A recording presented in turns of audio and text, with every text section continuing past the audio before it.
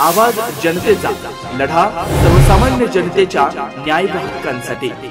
या सर्व प्रश्नांना योग्य न्याय द्यायचा प्रयत्न या 5 वर्षामध्ये अत्यंत जबाबदारीने मी केलं। 25 वर्ष या भागाचे आमदार वेगळे होते, मागच्या 5 वर्षी तुम्ही त्यांना बदललं। या नगर तालुक्यामधले जी गावं इथं माझ्या मतदारसंघामध्ये येतात त्याच्यामध्ये घाटाखालची काही 4-5 गावं आहेत। ती सर्व गावं, त्यातली बहुतांश गावं ही वांबोरी चारीच्या लाभ क्षेत्रामधली आहेत। आमचं खोसपुरी असेल, पांगरमल असेल, मजले चिंचोली असेल, ही गावं वांबोरी चारीच्या लाभ क्षेत्रामधली गावं आहेत। आणि 10 वर्ष मतदारसंघाला या गावात जोडल्यानंतरची 10 वर्ष जे माजी आमदार होते त्यांनी मात्र या गावांना वांबोरी चारीचं पाणी कधी ते दाखवू शकले नाहीत। माझं आव्हान आहे, या खोसपुरी असेल, पांगरमल असेल, मजले चिंचोली आणि आजूबाजूच्या गावांना, जिथं की वांबोरी चारीच्या लाभ क्षेत्रात मधली गाव आहेत, 5 वर्षामध्ये अपेक्षेपेक्षा जास्त पाणी देण्याचं काम या 5 वर्षामध्ये या खालच्या गावांना झालं। तिथून पुढे पाथर्डी तालुक्यातली गावं येतात, पण आपण विचारा खोसपुरीमध्ये कुणी असेल, पांगरमल मधलं कुणी असेल, मागची 10 वर्ष माझे आमदार जायचे, फक्त बटन दाबायचे, वांबोरी चारीचे फोटो पेपरमध्ये यायचे, मात्र पाणी प्रत्यक्षामध्ये कधी आलं नाही। पण मात्र या नगर तालुक्यातल्या वांबोरी चारीच्या कार्यक्षेत्रामधल्या गावांना योग्य प्रकारे पाणी देण्याचं काम या 5 वर्षामध्ये झालेलं आहे।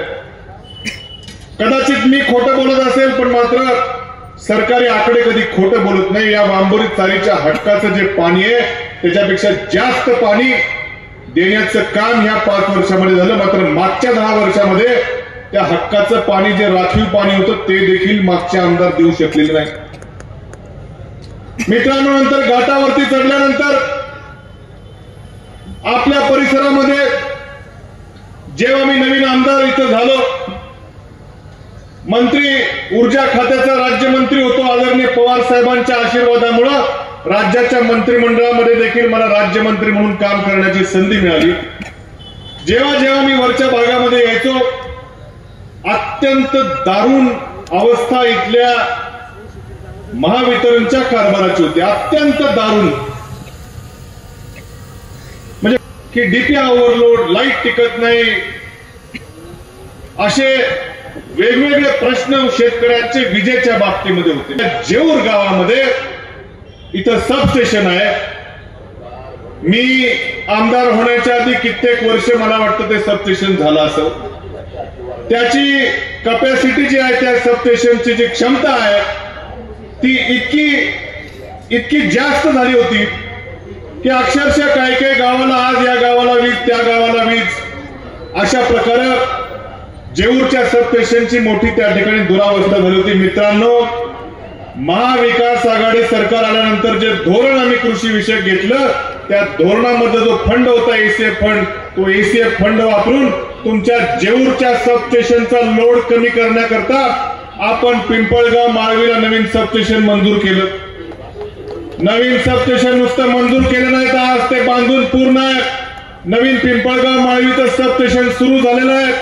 त्यामुळे डोंगरगण, पिंपळगाव, माळवी, मांजरसुंबा या गावांचा विजेचा प्रश्न तर सुटला, पण या जेऊरच्या सबस्टेशनची देखील त्या ठिकाणी कॅपॅसिटी आता पुरायला लागली आणि या सर्व गावांना चांगल्या पद्धतीनं विजेचं त्या ठिकाणी आता काम व्हायला लागलं।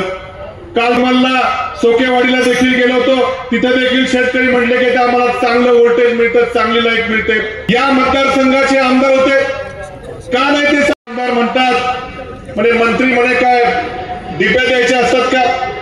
मी म्हणणार आहे, बाबा मंत्र्यांनी काय शेवटी मग काय गोट्या खेळायच्या असतात का? म्हणलं ऊर्जा मंत्र्यांनी, शेवटी माझ्या खात्याचं काम आहे, हे जरा कोणीतरी जाऊन बंद करा। आपली परवानगी सभेची आहे, आपली सभेची परवानगी मध्ये वाजू शकत नाही, कोणीतरी जाऊन जरा त्याला सूचना करा, बंद करा म्हणून, नाहीतर गुन्हा दाखल होईल।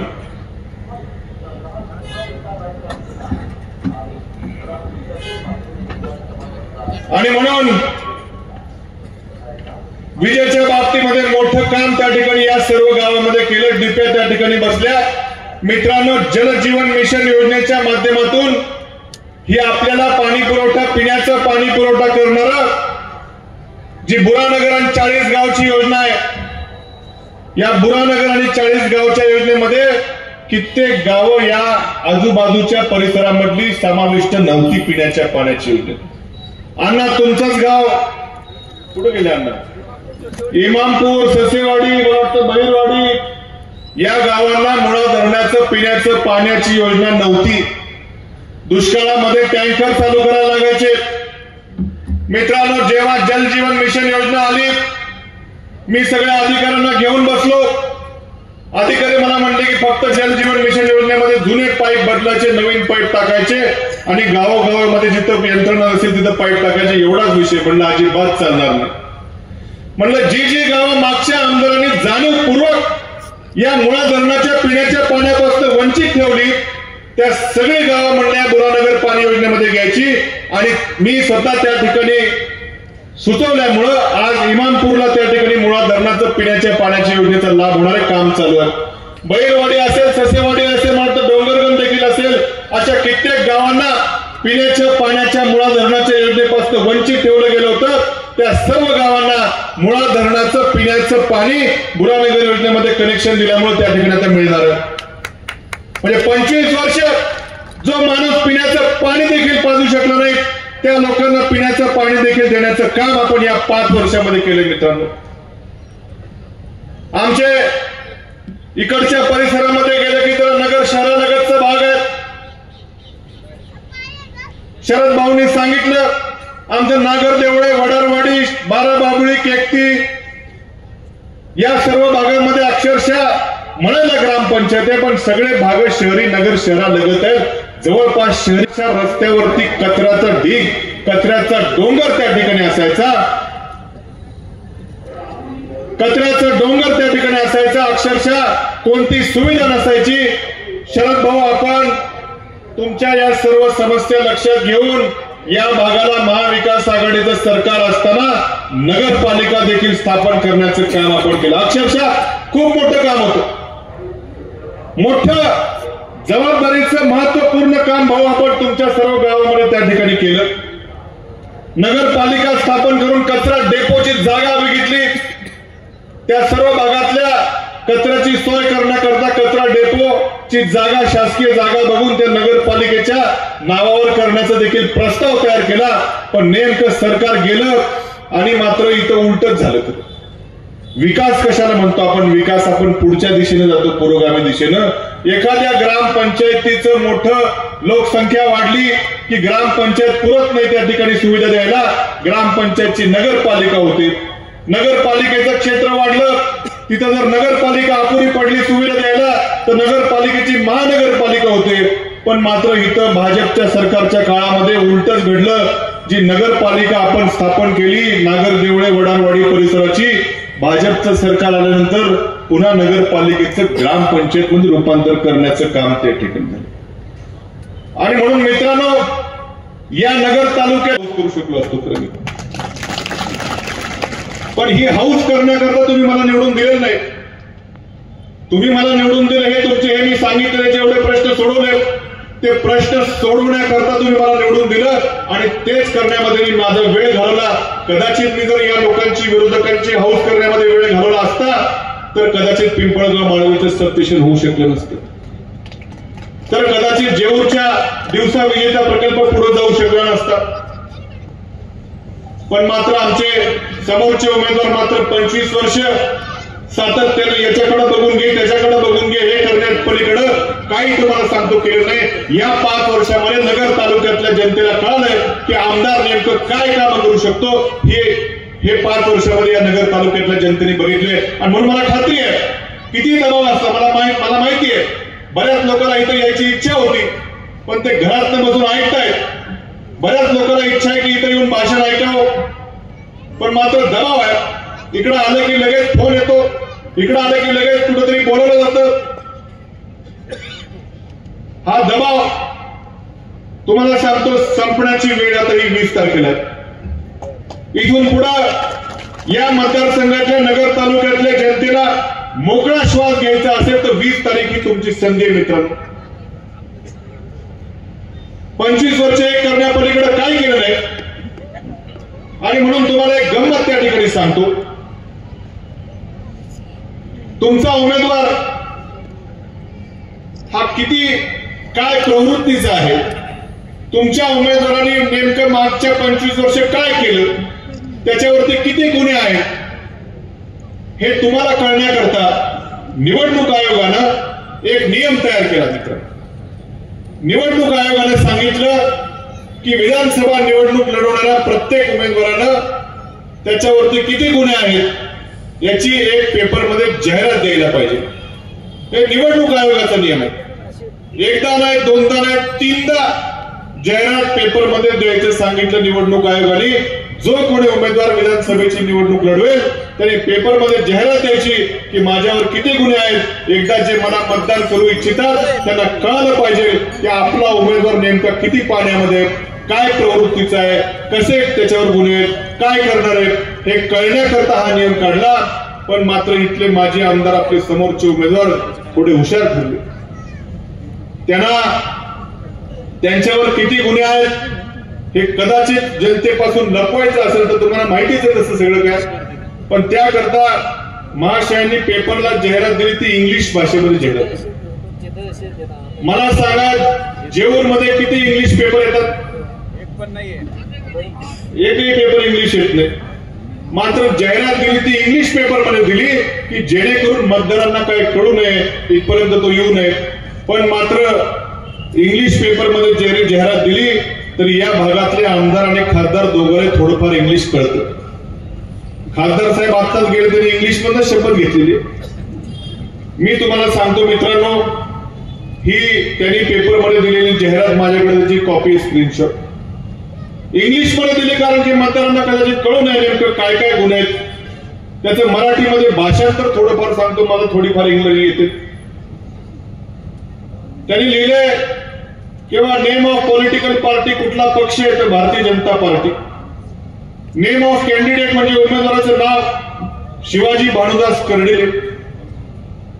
आता खाली गुन्ह्यांची नाव आहेत. नेचर ऑफ ऑफेन्सेस म्हणजे गुन्ह्याचे प्रकार, काय प्रकारचे गुन्हे आहेत. मित्रांनो सुरुवातीचं कलम तुम्ही लक्षात घ्या, तुम्ही ऐकलं असेल कलम. पहिलंच कलम आहे अंडर सेक्शन 302. टाळ्या वाजवण्यासारखं ह्याच्यामध्ये 302 म्हणजे काय असतं मित्रांनो? मर्डर. कोणीतरी मागे म्हटलं हाफ मर्डर, म्हटलं हाफ नाही, फुल मर्डर असं. 302चा कलमचा गुन्हा आहे. 303 आहे. 120B आहे. 120B म्हणजे कट, कारस्थान रचून काहीतरी संगमत करणे वगैरे. वकील साहेब अभिषेक भगत जास्त सांगू शकते त्याच्यामध्ये. असं आहे का? 303 डबल मर्डर, दुसरा मर्डर म्हणजे काय सराईत, काय काय म्हणतो तुला, सिरियल किलर दिसतात. 120B, 143, 144, 145, 47, 48, 49, R-Mac 3/25. R-Mac म्हणजे वकील साहेब शस्त्र, बेकायदा शस्त्र बाळगणे. आमच्या सकाळी प्रताप काका म्हणजे टाळ वगैरे वाजवले असतात, म्हणजे चेष्टेने म्हणते. R-Mac म्हणजे बेकायदेशीरपणे शस्त्र वापरणे. नंतर अंडर सेक्शन 353, 332, 36, 37, 353 सरकारी कामामध्ये अडथळा आणणे. परत 143, 353, 427 वेळ पूर्ण. मला तिसगावची लोक आठवण काढतात, वेळ पूर्ण नाही. नंतर अंडर सेक्शन 420 मी काय सांगायची आवश्यक, तुम्हाला माहित असेल 420 काय म्हणजे ते कायम करतात पण एकदा पकडले गेले होते. अशी एवढी गुन्ह्यांची शृंखला या माजी आमदार समोरच्या उमेदवारांवरती आहे. मित्रांनो तुम्हीच ठरवा, आमदार निवडून द्यायचा तो तुमच्यावरती दडपशाही करणारा द्यायचा, तुमच्यावरती गुंडगिरी करणारा द्यायचा. म्हणजे मी असं ऐकलं की तिकडे गेलं की जाऊन पायच पडावं लागतो, असं मी ऐकलं. मी काय कधी गेलो नाही. तिकडे गेलं की किती मोठ्या वयात असलं तरी असं खाली वाकून पाया पडावं लागतं असं मी ऐकलं. अरे म्हणजे आमदार झालं म्हणजे काय शिंग फुटतात काय आम्हाला? काय आमदार म्हणजे काय की एवढे सगळे 3 लाख लोक विधानसभेमध्ये आम्ही कशाला जातो? मेन काम आमचं काय असतं माहिती आहे? विधानसभेमध्ये कायदे बनवणं हे काम असतं आमदाराचं. तुम्हाला सांगतो, आमदाराचं मुख्य काम म्हणजे नवनवीन घडामोडी आणि सत्य बातमी पाहण्यासाठी आजच आमच्या YouTube चॅनलला सबस्क्राईब करा, शेअर करा आणि लाईक नक्की करा.